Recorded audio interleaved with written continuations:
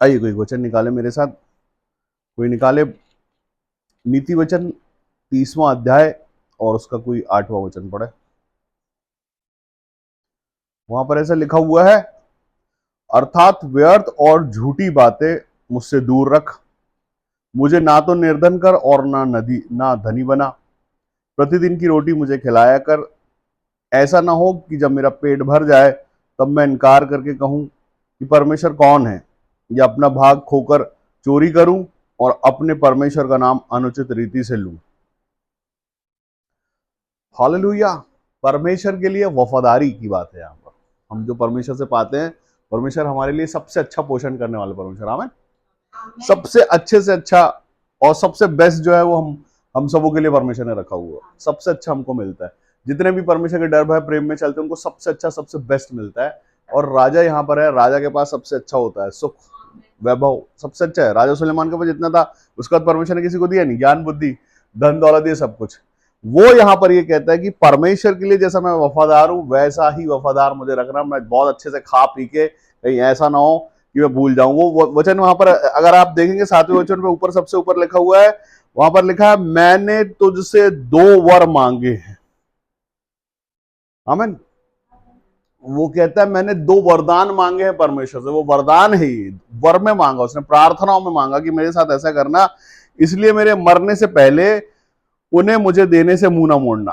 अर्थात ये कि व्यर्थ बातों से दूर रहूं प्रभु मैं, और आपकी महिमा के लिए जैसा मैं हूं वो वैसा वफादार आपके लिए बना रहूंगा। आमीन। मुझे सब जो आप दे रहे हो उसके लिए मैं हर दिन सुबह दोपहर, बहुत सारे लोग हैं जो उनको लगता है कि अभी चीजें है नहीं हमारे पास, हमको ये होना ये होना ये होना और ये मिल जाए। और बहुत सारे ऐसे लोगों को भी मैं जानता हूं जिनको परमेश्वर ने मुंह मांगे वरदान दिए। मुंह मांगे वरदान मतलब जो कुछ प्रार्थना रिक्वेस्ट उनकी आई सब दिया परमेश्वर ने, और वो परमेश्वर से मुंह मोड़ के चले गए मुंह मांगे मुरादे पाने के बाद। तो आज राजा सुलेमान कहते हैं कि परमेश्वर के लिए ईमानदार रहना है, और सबसे पहले प्रार्थनाओं में ये मांगना कि प्रभु मुझको अपने लिए वफादार रखना, कि ताकि अच्छे से अच्छा मेरे पास हो, उसके बाद भी मैं कहीं भूल न जाऊं परमेश्वर। ये सब कुछ जो है हम परमेश्वर से पाते हैं, और परमेश्वर को परमेश्वर का मान सम्मान और अधिकार देके और परमेश्वर के लिए जीवन भर वफादार बने रहना है परमेश्वर के प्रेम में। वचन कहता है जहां 2 या 3 मेरे नाम से उपस्थित होते मैं वहां पर रहता हूं। परमेश्वर ने आपसे बहुत सारी भीड़ नहीं मांगी, परमेश्वर ने आपसे सब कुछ नहीं मांगा। आप परमेश्वर ने आपसे अपना स्वयं का मन मांगा है। क्या मांगा है? मन मांगा है, और आपकी ईमानदारी मांगी, अपनी वफादारी को परमेश्वर चाहते हैं कि आप वफादार रहे। और यहां पर जैसा कुछ परमेश्वर ने इसको दिया है राजा सुलेमान को, तो राजा सुलेमान यहां पर प्रार्थनाओं में ये मांग रहा है कि मैं वफादार बना रहूं आपके लिए। कुछ भी सबसे, हम ये नहीं बोलते कि यहां राजा के जीवन में कुछ कमी नहीं है, जो हो सकता था उससे भी ज्यादा है उसके बाद भी वो ये बोल रहा है। वो हम सब जो है राजा तो नहीं रहते, लेकिन जब यीशु मसीह में जाते तो राजा यीशु मसीह बना देते हमको। लेकिन यहां पर राजा जो कहता है कि मुझे वफादारी में रखना प्रभु, हमेशा मैं वफादार बना रहूं आपके लिए, मैं प्रेम करता रहूं आपसे हमेशा के लिए, मैं आपको सजदा करता रहूं, आपके साथ बना रहूं। और ऐसा ना हो कि मेरा पेट भर जाए तब मैं, कब भरता पेट इंसान का? पेट भर जाने का मतलब ये होता है कि जब मेरे पास सब कुछ चीजें जो मैंने मांगी हुई है प्रार्थना में। हम क्या क्या मांगते प्रार्थना में? हम सब चीजें मांगते प्रार्थना में कि प्रभु ये दे देना, प्रभु वो दे देना, ये हो जाए वो हो जाए सब हो जाए। आमीन। जब सब मिल जाता है उसके बाद हर किसी मनुष्य के साथ ये होता है कि वो ये कहता है कि कौन परमेश्वर। आमीन हालेलुया। कौन परमेश्वर? मतलब परमेश्वर से वो मुंह मोड़ता है। तो राजा सुलेमान कहता है कि प्रभु मुझे ये वर देना कि मैं कभी मुंह ना मोड़ूं आपसे। आपका जो मेरे जीवन पर एक आशीष का हाथ बना हुआ है, जो आपने मेरे साथ एक अभिषेक किया है, इसके लिए मैं हमेशा आपके लिए कृतज्ञ बना रहूं, धन्यवादी करता रहूं, महिमा करता रहूं, बड़ाई करता रहूं, प्रशंसा करता रहूं कि आपने मुझे सब कुछ दिया। जो नीति वचन उसका 30वां अध्याय और 7वें वचन से हम पढ़ रहे हैं, वहां पर ऐसा लिखा हुआ है कि मैंने तुझसे 2 वर मांगे हैं, इसलिए मेरे मरने से पहले उन्हें मुझे देने से मुंह ना मोड़। अर्थात व्यर्थ की झूठी बात मुझसे दूर रख। मुझे ना तो निर्धन कर और ना धनी बना। प्रतिदिन की रोटी मुझे खिलाया कर। ऐसा ना हो कि जब मेरा पेट भर जाए तब मैं परमेश्वर का इनकार करके कहूं कि परमेश्वर कौन है, या अपना निज भाग खोकर चोरी करूं, अपने परमेश्वर का नाम अनुचित रीति से लूं। परमेश्वर को हमेशा आदर देना है। अनुचित रीति से परमेश्वर को याद करना और उचित रीति से परमेश्वर को याद करना, ये 2 अलग बात है। उचित रीति से मतलब परमेश्वर का मान सम्मान आदर देके परमेश्वर की महिमा करना, बड़ाई प्रशंसा करना। और अनुचित रीति का मतलब ये होता है कि हम परमेश्वर को सिर्फ कोसते रहते हैं। अभी आपने ये नहीं दिया प्रभु, अभी ये नहीं दिया प्रभु, अभी ये मिल सकता था, वो मिल सकता था, अभी ये नहीं मिला है, या परमेश्वर अच्छा नहीं है, परमेश्वर मेरे साथ, मेरा दुश्मन है परमेश्वर, परमेश्वर मुझसे चीजें छीन लेता है। बहुत सारे लोग ऐसे जो कोसते हैं परमेश्वर को। परमेश्वर को धन्यवाद करना और परमेश्वर को कोसना। अगर आप परमेश्वर को धन्यवाद करें, प्रभु जो कुछ आपने दिया वो सब अच्छा है मेरे लिए, धन्यवाद आप, इतना ही ठीक है मेरे लिए। इतना भी मत दो कि मैं निर्धन बना रहा हूं, और इतना मत देना कि मैं बहुत धनी हो जाऊं। राजा सुलेमान कहता है कि मैं बहुत धनी ना बन जाऊं कहीं। आमीन, हालेलुया। इतना भी मत देना कि मैं गरीब हो जाऊं या निर्धन हो जाऊं या इतना धनी हो जाऊं। वो कहता है कि ऐसा ना हो कि जब मेरा पेट भर जाए तब मैं इनकार करके कहूं कि परमेश्वर कौन है। लिमिट में देना, मेरे को हिसाब से देना। ये हिसाब एक बैलेंस है जो परमेश्वर हर किसी के साथ में रखते हैं। या ये हो जाता है ना कि आपको जरूरत से ज्यादा, जैसे बोलते हैं ओवरफ्लो होना। ओवरफ्लो चीजें होती है किसी भी चीज का लिमिट से ज्यादा हो जाना आपकी लाइफ में, उसका रेशो जो है किसी का भी, जब ये हो जाता है तो कुछ बात ही अलग हो जाती है।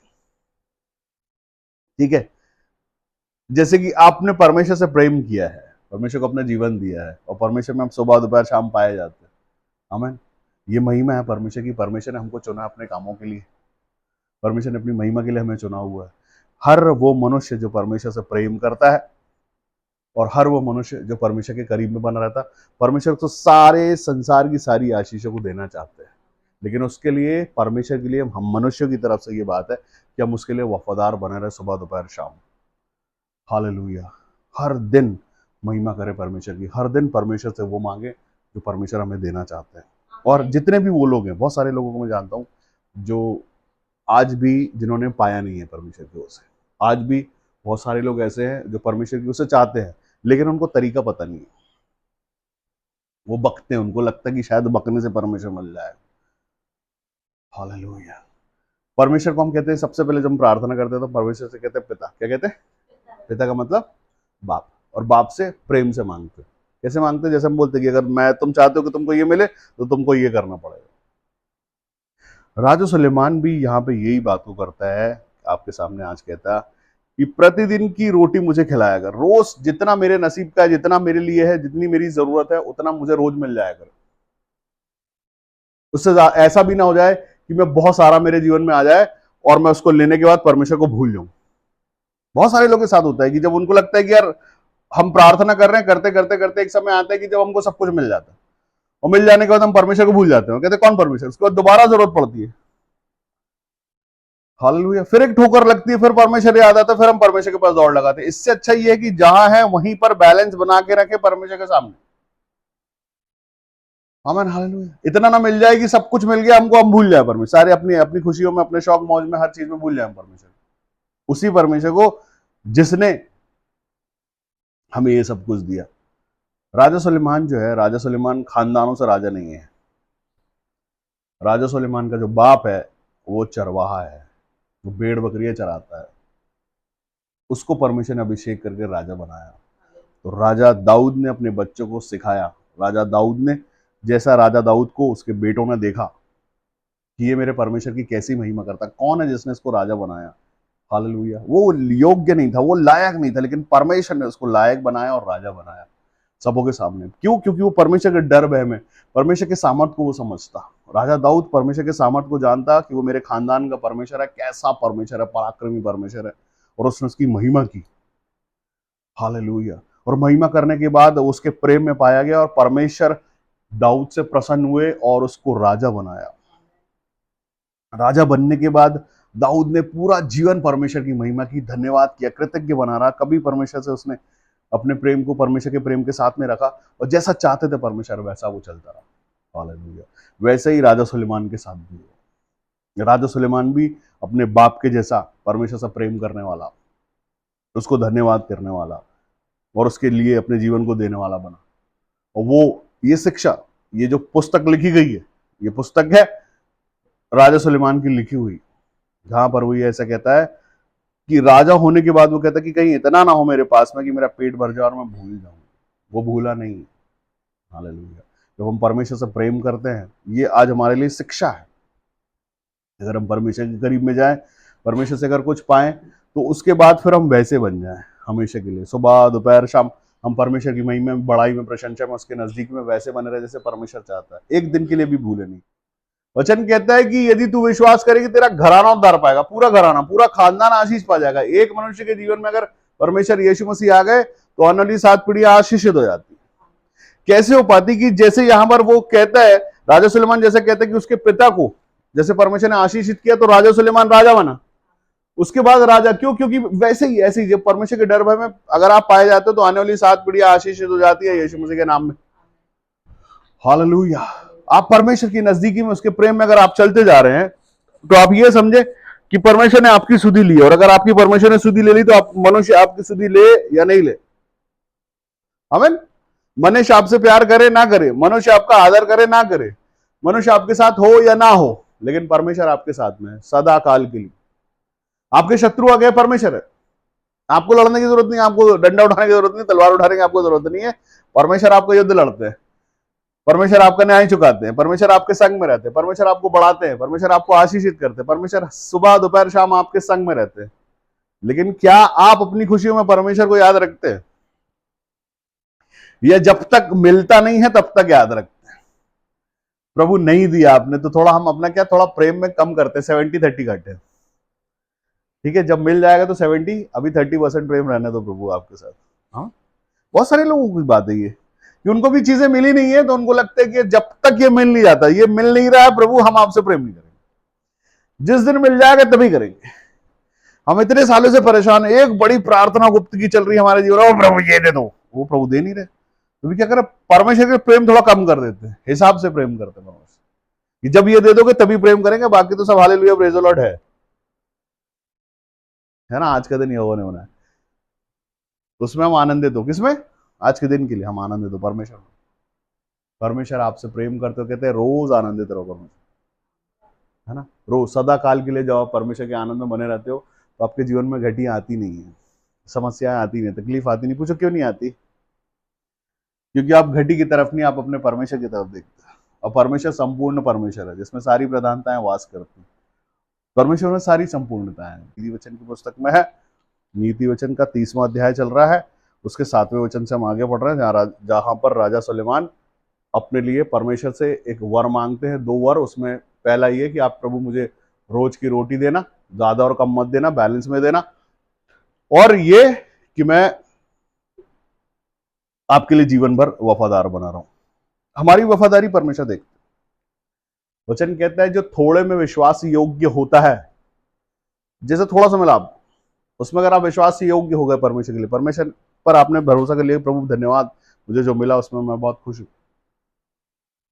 जो बड़ा नहीं मिला उसके लिए उसकी कोई बात नहीं, लेकिन जो मिला है उसके लिए मैं आपका धन्यवाद करता हूं। परमेश्वर परखते हैं आप देकर, चेक करते हैं। अभी अभी क्या है, कोई पहलवान है तो डे 1 जब पहली बार जाता है जिम में, वो तो पहले दिन 100 किलो नहीं उठा पाता। वो क्या करता है, वो 2-2 किलो के डंबल उठाता है पहले, धीरे धीरे 2 से 5 होता है, 5 से 10 होता है। ऐसे परमेश्वर भी आप पर भरोसा करते हैं ना जब, तो परमेश्वर आपको सबसे पहले तो दे देते वो जो आप चाहते हो, जैसा आप चाहते हो परमेश्वर आपको देते हैं। तो छोटा हो बड़ा हो, जैसे भी आप परमेश्वर के लिए चाहते हो, वहां से विश्वास शुरू होता है, आपका परमेश्वर के बीच के रिश्ते शुरू होते हैं। एक बार आपको परमेश्वर देते हैं, आपने परमेश्वर का धन्यवाद किया और करके परमेश्वर में बने रहे, या धन्यवाद किया, खूब खूब महिमा की, खूब आपने भेंटे चढ़ाई परमेश्वर को, भेंटे चढ़ाने के बाद जब आपको भूल गए परमेश्वर को, आप फिर उसके बाद फिर कुछ जरूरत पड़ी, फिर से आपने परमेश्वर को हालेलुया प्रेज लॉर्ड किया, सर जमीन पे पटका, खूब सजदे किए, फास्टिंग प्रेयर की, वो भी मिल गया आपको। आमीन हालेलुया, वो भी मिल गया। उसके बाद फिर भूल गए हम परमेश्वर, उसके बाद फिर हमको जरूरत पड़ी, फिर से हम परमेश्वर में आए और फिर से हमने कुछ चीजों को पा लिया, और ऐसे ऐसे ही एक जीवन बनाया हुआ है। मिला, हमने पाया, हमने महिमा की। जब नहीं मिला तो काय की महिमा?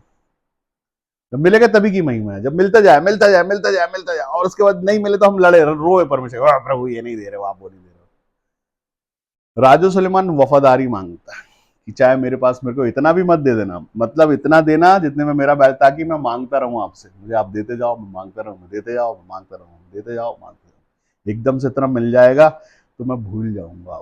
मैं आपको भूलना नहीं चाहता, मैं आपके साथ बना रहना चाहता हूँ रिलेशन के साथ में। मेरा एक रिलेशन आपके साथ में रहेगा कि मैं कभी आपको भूलूं नहीं।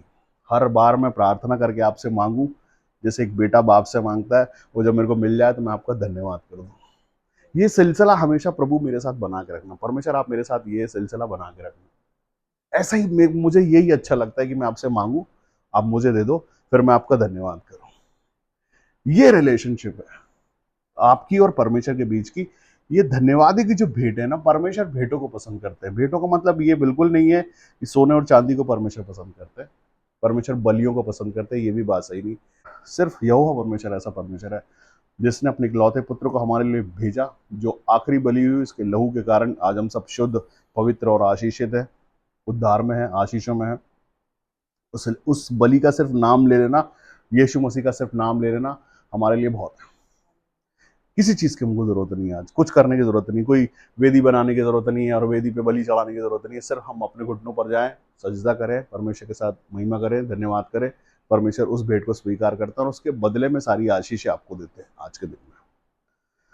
आमीन। हम सब जो लोग हैं, सबके साथ ये प्रार्थना रहनी चाहिए। हम सब ये वरदान लिखा है, मैंने परमेश्वर से वर मांगा, मतलब मैंने प्रार्थना में मांगा ये बात। मैं इस बात की प्रार्थना करता हूं कि मेरे को इतना मत दे देना कि मैं आपको भूल जाऊं। जितना मेरे पास है मैं उसमें खुश हूं। और पौलुस ऐसा कहता है कि मुझे कांटा चुभाया गया है ताकि मैं फूल ना जाऊं। नए नियम में अगर हम देखें, वही कांटा यही है। वो कांटा इसलिए कि वो याद दिलाता रहे कि तुम परमेश्वर की संतान हो। हमेशा सुबह दोपहर शाम इतना मत फूल जाना, इतना मत खुश हो जाना, इतना मत अपने आप को बना लेना, इतने घमंड में मत आ जाना। कभी खुद पर घमंड नहीं। यहां पर पुराने नियम में भी और वहां नए नियम में भी बात वही है कि हमको फूलना नहीं है, परमेश्वर के साथ वफादारी में बने रहना है हमेशा। वो परमेश्वर है, हम उसकी संतान है। संतान होने का मतलब ये नहीं कि हम खुद पे घमंड करने लगे। आमीन, हालेलुया। एक पिता का हाथ मैं बताऊं, इससे अच्छा कुछ नहीं होता है कि कुछ करने की जरूरत नहीं हमको। जब बाप ऐसा हो जिसके पास सब कुछ, जो सब हमको दे सकता है, तो उस बाप की संतान बने रहने में ज्यादा फायदा मेरे हिसाब से। मैं तो ऐसा समझता। बाप पे घमंड करते हैं बहुत सारे लोग, अपने अपने बाप पे घमंड करते हैं, लेकिन मैं जिस बाप पर घमंड करता हूँ उस पर घमंड करना पड़ता है। घमंड करने लायक है वो परमेश्वर जिस पर हम घमंड करते हैं। जब सारी सृष्टि, सारे लोग, पूरी दुनिया, जब सारी ताकत, सारा सामर्थ जब हार जाता ना, वहां पे परमेश्वर की सामर्थ दिखाई देती। अंधेरे में रोशनी के जैसी, जब सब हार जाते हैं, सारी ताकतें हार जाती, तो वहां पर परमेश्वर अपनी ताकत को दिखाते हैं हमारे जीवन के लिए। तो जब हमको पता है एक सुप्रीम पावर हमारे साथ है, तो उस सुप्रीम पावर के साथ ही हमको बने रहना, वो है परमेश्वर। आमीन, हालेलुया। हर दिन सुबह दोपहर शाम उस परमेश्वर के आगे अपने आप को सजदा करना, सुबह जैसे भी आपके पास हो तो भी, नहीं हो तो भी। और ऐसा मैं मानता नहीं कि परमेश्वर के सजदे में आप बने तो आपके पास घटी होगी। ये राजा है, उसके बाद भी परमेश्वर से मांगता है वो रोज के लिए, सुबह से शाम तक के लिए। रोज रोज की रोटी मेरे को देना। आज हम वो प्रार्थना नहीं करते रोज की रोटी देना, बस हम मांगते हैं साथ परमेश्वर, प्रभु साथ रहे। आज के दिन परमेश्वर आपसे बात करते हैं कि क्या जिस तरह से राजा सुलेमान इस बात को मांगता है, हम सब में से कितने लोग इस बात को मानते हैं? कितने लोग उचित रीति से परमेश्वर का नाम लेते हैं और कितने लोग अनुचित रीति से परमेश्वर का नाम लेते हैं? उचित का मतलब ये कि हाँ प्रभु, हम आपके लिए विश्वास योग्य बने रहेंगे सुबह दोपहर शाम। पिछले साल भी विश्वास योग्य थे, इस साल भी विश्वास योग्य है, कल भी विश्वास योग्य थे, आज भी विश्वास योग्य है, और कल भी रहना चाहते हैं विश्वास योग्य। आपने दिया, बना दिया, हम इस योग्य नहीं थे कि राजा बनाया जाए, लेकिन आपका तेल का अभिषेक हमारे ऊपर हुआ, हम राजा बन गए, हमको वो सब कुछ मिल गया जो आपने दे दिया। हमको कल भी ऐसा ही रखना प्रभु, हमारी आने वाली पीढ़ियों के लिए भी हमको, उनको भी ऐसा ही रखना प्रभु जी। आप अगर मांगोगे ना, मैं आपको बताऊं कि जितने भी लड़के हैं परमेश्वर यहोवा की ओर से होते हैं। आमीन। राजा सुलेमान परमेश्वर की तरफ से। तो आप चाहते हो कि परमेश्वर जिस तरह से राजा सुलेमान के साथ, वैसा आपके साथ, आपके आने वाले पीढ़ियों के साथ बने रहे। तो आज इस बात को खूब अच्छे से समझ लेना कि इसको रोज प्रार्थना में मांगे, इस बात को कि प्रभु मुझको अपने लिए वफादार बना के रखना। मैं आपके लिए वफादार बना रहा हूं घटी में भी, और मैं आपके लिए वफादार बना रहा हूं बहुत सारे में भी। मुझे बैलेंस में देना प्रभु जी। मुझे इतना देना कि हर दिन मैं आपको याद रखूं। बगैर जिस दिन मैं आपको याद नहीं रखूं, उस दिन मेरा मन अच्छा नहीं रहे। जब मैं आपको धन्यवाद करूं, मेरा मन अच्छा हो जाए, आनंद से भर जाए। बहुत सारे लोगों को पता ही नहीं कि आनंद क्या है, जानते ही नहीं वो लोग। उनको पता है बाइबल, अन्य भाषा, प्रार्थना, उसके बाद भी आनंद नहीं रहता। लेकिन अगर आप ये कर रहे हो तो आपके अंदर आनंद आना चाहिए। अगर आप प्रार्थना कर रहे हो, आपके अंदर आनंद आना चाहिए। आनंद नहीं है तो कहीं प्रॉब्लम है कि आप खुश क्यों नहीं। आमीन। अगर आप प्रार्थना कर रहे हो सही रीति से, अगर आप परमेश्वर की महिमा कर रहे हो, अगर आप सजदे कर रहे हो, आप गीतों को गा रहे हो और आनंद नहीं है, प्रॉब्लम है। प्रॉब्लम क्या है? वफादारी में कमी। ये कोई सिखाने नहीं आएगा आपको कि चलो उठो प्रार्थना कर लो, कोई टोकेगा नहीं, चलो चर्च चलो। आमीन, हालेलुया। ये हमारे अंदर से एक इच्छा होनी चाहिए कि हमको चर्च जाना है। पानी गिर रहा तब भी, और बारिश हो रही तब भी, और धूप हो रही है तब भी, और बहुत ठंड हो रही तब भी हमको परमेश्वर के भवन में जाना है, क्योंकि परमेश्वर के भवन में आनंद है। क्या? किधर आनंद? परमेश्वर के भवन में आनंद है। घर में आनंद नहीं है, और मोबाइल पे आनंद नहीं है, और कहीं आनंद है ही नहीं। परमेश्वर की उपस्थिति में आनंद है। मैं आपको बताऊं, बहुत सारे लोग आनंद की तलाश में है। वो नए नए कामों को सोचते, वो सोचते गार्डन चले आए, वो सोचते कहीं अच्छा कुछ जगह पर चले जहां आनंद प्राप्त हो, जहां से बहुत सारे मॉल है यहाँ पर अपने यहाँ, और बहुत सारी जगह है जहां पर आनंद प्राप्त करने के लिए लोग पैसा देते हैं, और जितना परमेश्वर के भवन में देते उससे ज्यादा वहां दे देते हैं आनंद के लिए पैसा, तब भी वो आनंद प्राप्त नहीं होता। राजा सुलेमान आज यहां पर आपसे कहता है कि ऐसा ना हो कि जब मेरा पेट भर जाए तब मैं इनकार के करके कहूं कि यहोवा कौन है, या अपना भाग खोकर चोरी करूं और अपने परमेश्वर का नाम अनुचित रीति से। परमेश्वर का नाम लेना उचित रीति से और अनुचित रीति से, है ना। हम सब लोग बोलते हैं ना कि अगर हम किसी स्कूल में हैं और अपने स्कूल को कहीं पे जाके हम रिप्रेजेंट कर रहे हैं, और वहां पर हमारे जीवन से कुछ ऐसा काम हो जाता है जिससे बदनामी होती है, तो स्कूल की बदनामी होती है। स्कूल बोलता है कि यार ये फलाने स्कूल का बंदा है, इसके बैग में ये निकला, इसने उसको मार दिया, इसने ये कर दिया, इसके संस्कार ऐसे। वैसे ही आपके जीवन से आप परमेश्वर को प्रेजेंट करते हो अपने जीवन से। कैसा परमेश्वर? आप हम सीना ठोक के कहते हैं यहाँ पर किसी का परमेश्वर किसी की सुनता कि नहीं सुनता हमको नहीं पता, लेकिन हमारी सुनता है। हम जिस परमेश्वर को दिखाते हैं वो जिंदा है। अगर आपके साथ परमेश्वर है तो सिर्फ तरक्की आपके साथ, लेकिन ये तरक्की यहां पर लिखा हुआ है कि कहीं ऐसा ना हो कि मैं अपना भाग खोकर चोरी करूं। भाग कब खोता आदमी? वो परमेश्वर को छोड़ देता है। एक बार खाता, पेट भर जाता, फिर भूल जाता वो परमेश्वर, उसके बाद वो खो जाता है, उसके पास नहीं रहता। फिर वो क्या करता है? वो चोरी करता है, क्योंकि उसके पास ब्लेसिंग्स नहीं है, उसको चुराना पड़ेगा, उसके पास कुछ बचे ही नहीं।